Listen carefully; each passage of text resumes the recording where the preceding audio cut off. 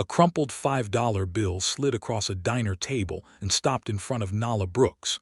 Outside, rain slammed the windows. Inside, silence pressed down as an old man everyone had already judged waited for her reaction. To the room, he was invisible. To Nala, he was human.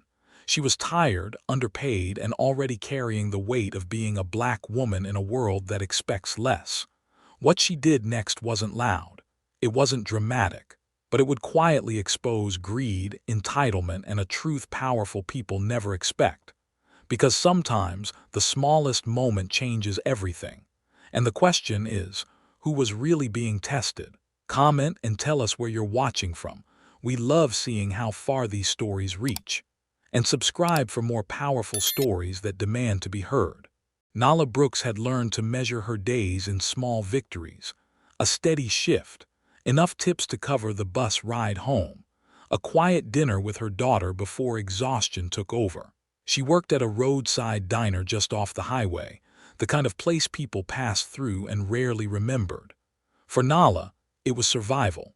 Long hours, aching feet, and the unspoken rules that came with being a black waitress in a town that looked past her before it ever looked at her. Every morning she tied her apron the same way and reminded herself why she kept going. Nara was waiting at home. School lunches, rent notices, and medication schedules all lived in Nala's head at once. There was no safety net, no backup plan, just effort, patience, and dignity, things the world didn't always return. That night, rain soaked the pavement outside, blurring headlights into streaks of white. The diner was nearly empty, the air heavy with grease and old conversations. Most customers avoided eye contact with Nala, speaking through menus or over her shoulder. She was used to it, but near the back, in a corner booth, sat an older white man no one else seemed willing to acknowledge. His coat was worn thin, his hands unsteady as he warmed them around a mug. To everyone else, he was a problem waiting to happen. Nala noticed the looks, the discomfort, the way people assumed he didn't belong, and by extension, neither did she for noticing him. Still, she moved toward his table without thinking about what it might cost her. She didn't ask questions. She didn't perform kindness. She simply acted, the way she always did when the world tried to harden her. What Nala didn't know was that the man watching the steam rise from his soup was Henry Calloway, a billionaire who had spent decades being feared, obeyed, and protected by wealth. Stripped of status and surrounded by indifference, he was seeing the country differently now, especially how quickly dignity disappeared when money did. Far away from the diner, his adult children, Marcus Calloway and Alina Calloway, were already preparing for a future that revolved around control, not care. They believed inheritance was owed, not earned. And they had no idea that, in a place they would never step foot in, everything they expected was quietly slipping away. In that small diner, under flickering lights and quiet judgment, two lives crossed. One carried power, the other carried character, and neither of them yet understood how much the night was about to demand. Henry stayed in the diner longer than he had planned, not because the soup was warm or the heater worked well, but because something about the way Nala moved through the room unsettled him. She carried exhaustion in her shoulders, yet she never let it harden her expression. Each step, each small task was done with care, even when no one was watching. For a man who had spent his life commanding attention, being ignored was expected. Being treated with quiet respect was not. When Henry finally stood to leave, he reached into his pocket and placed a crumpled $5 bill on the table. It wasn't generosity. It was a test, a final one. $5 meant nothing to him, but he knew what it meant to someone like Nala Brooks. He waited, watching from the corner of his eye, bracing for disappointment the way he always did. Instead, Nala gently pushed the bill back toward him. Her voice was calm, steady, unshaken. She didn't lecture. She didn't perform. She simply refused to profit from another person's need. In that moment, something inside Henry shifted.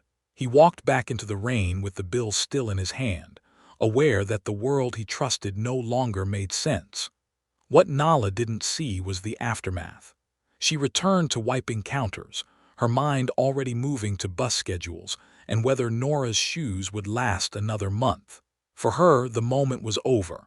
For Henry Calloway, it was just beginning.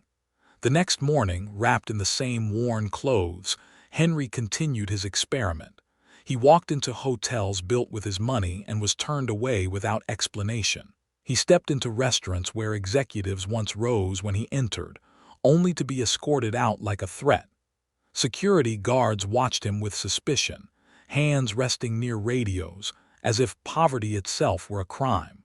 Again and again, doors closed, not because he was dangerous, but because he looked disposable. Each rejection cut deeper than the last, not because of personal insult but because of the pattern. It was predictable. Polished spaces did not tolerate weakness. Dignity was conditional. Humanity came with a price tag.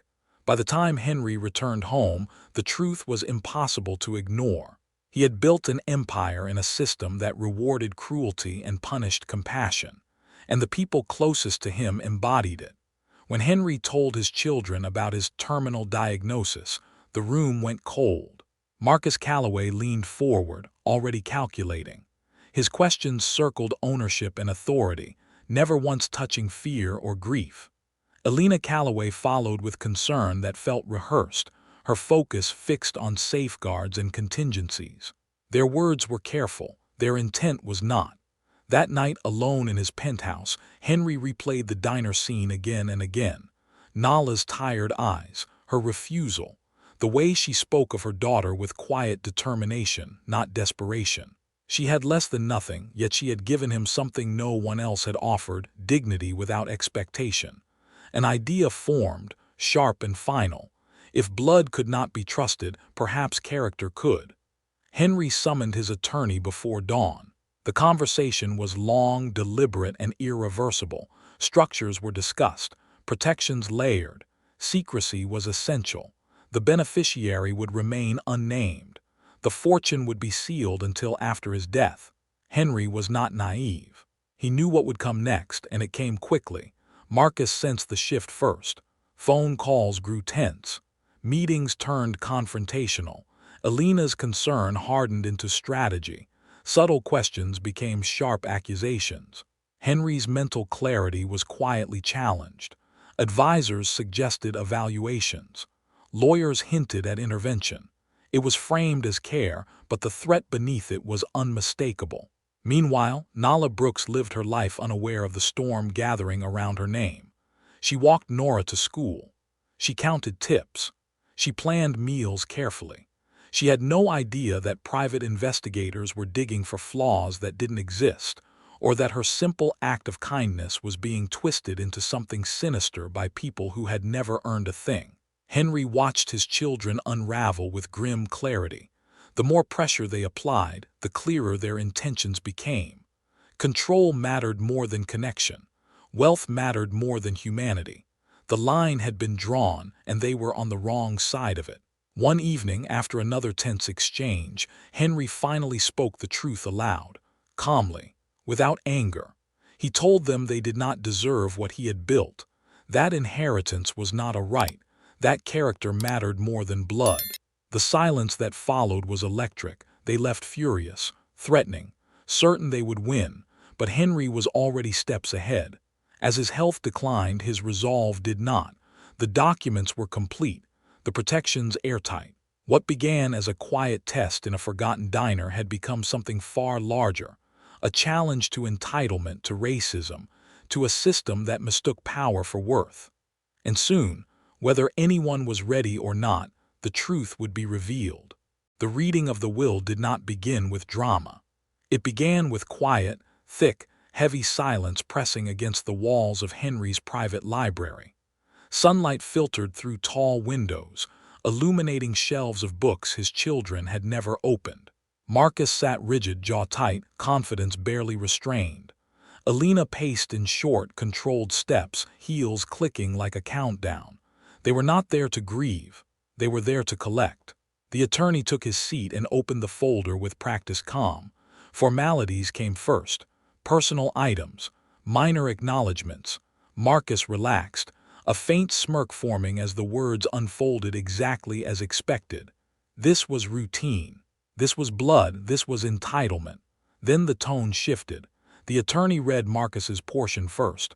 No controlling interest, no authority, no cash assets, just keepsakes. The smirk vanished. A sharp laugh escaped Marcus before he could stop it, disbelief spilling into the room. He demanded clarification. He demanded correction. None came. Elena froze as her name followed. A portrait, a reminder, no equity, no power, no inheritance. Her face drained of color as she whispered accusations, illness, manipulation, incompetence. She reached for control the only way she knew how, by attacking credibility. The attorney turned the page. The remainder of the estate, the companies, the properties, the billions built over a lifetime would be transferred in full to a single beneficiary. Marcus leaned forward. Elena stopped pacing. The room seemed to shrink. When the name was spoken, Nala Brooks, the silence shattered. A waitress. The word tore through the room like an insult. Marcus exploded, pacing now, shouting about fraud and influence. Elena followed with sharper weapons, accusing the attorney, questioning motives, framing the decision as insanity. Lawsuits were promised. Headlines predicted. Power flexed. But none of it mattered. The documents were sealed. The protections layered. The will was airtight. Miles away, under flickering diner lights, Nala wiped down a counter, unaware that her life had just split into before and after. She worried about rent, about Nora's school supplies, about whether tomorrow's tips would be enough. She had no idea that her name was being dragged through rooms she had never been allowed to enter. When the black car pulled up outside the diner later that night, fear arrived before curiosity. A man in a tailored suit asked for her by name. Nala's first instinct was protection. She pulled Nora close, heart racing, mind searching for what she could have done wrong. This was how it always felt, to be noticed without explanation. Inside the car, the truth unfolded slowly. The old man, the diner, the $5 bill she never accepted. Henry Calloway was not homeless, he was dying, and he had left her everything. Nala's knees nearly gave out. Not from excitement, from weight, an empire, power she had never asked for, responsibility she had never imagined. Her first thought was not money, it was safety, it was Nora. It was the realization that kindness had crossed a line no amount of wealth ever could. The backlash came instantly. Media headlines framed her as a manipulator. Whispers questioned her worth. Commentators dissected her life as if poverty were a crime. Marcus and Elena fueled the fire, insisting the decision was reckless, dangerous, unjust. They spoke with the confidence of people who had always been believed. Nala did not shout back. She stood still, holding her daughter's hand, remembering a cold night and a man who needed soup more than status. She understood then what Henry had seen. Wealth does not reveal character. It tests it. As cameras flashed and boardrooms trembled, the world watched a system confront an uncomfortable truth. Power had been challenged. Entitlement had been denied. And a black woman who had been invisible was now impossible to ignore. The question was no longer whether the decision could be undone. It was whether the world was ready for what would happen next. Nala did not walk out of the diner that night feeling powerful. She walked out feeling overwhelmed. The rain misted the pavement as the black car disappeared down the street, leaving behind a silence louder than any headline. Inside her chest was fear, responsibility, and a truth she could not escape. Her life would never return to what it was. In the days that followed, the world closed in. Cameras waited. Opinions multiplied. Strangers debated her worth as if it were public property. Some questioned her intelligence. Others questioned her intentions. Too many questioned whether a black woman who served coffee could possibly be trusted with power she did not earn in the way they recognized. Racism didn't shout. It whispered, dressed as concern, hiding behind phrases like unqualified and undeserving. Marcus and Elena fought publicly, clinging to outrage when entitlement failed. They spoke of legacy as if it were ownership, not responsibility, but the decision stood. No amount of anger could undo what character had already decided. Nala moved carefully, quietly. She did not chase luxury or spectacle. Her first actions were small and intentional. Rent paid on time, medical needs covered, Nora sleeping without worry. Then came larger choices, protecting workers, preserving jobs, restoring dignity where it had long been denied. Power did not change her. It revealed her. She returned to the diner often, not for nostalgia but for grounding, to remember who she was before the world started watching, before her kindness was dissected, before humanity became a headline. Henry's choice had not just rewritten a will. It had exposed a system that confuses wealth with worth and blood with entitlement. It forced an uncomfortable question into public view. Why does compassion surprise us when it comes from the margins? And why does power feel threatened when it does? This was never just one story. It was a reflection of how often dignity is denied based on race, class, and perception. How many people are overlooked every day because they do not look like power? How many quiet acts of decency go unnoticed until they can no longer be ignored? Nala did not become what the world expected a billionaire to be. She became what the world rarely allows, someone who remembers where she came from and refuses to forget who she serves. Because true legacy is not inherited, it is earned. If this story moved you, share it with someone who needs to hear it, and subscribe to Black Community Struggles for more powerful stories about justice, truth, and our community's fight to be seen. And don't forget to hit the like button. Your support helps these stories reach the people who need them most.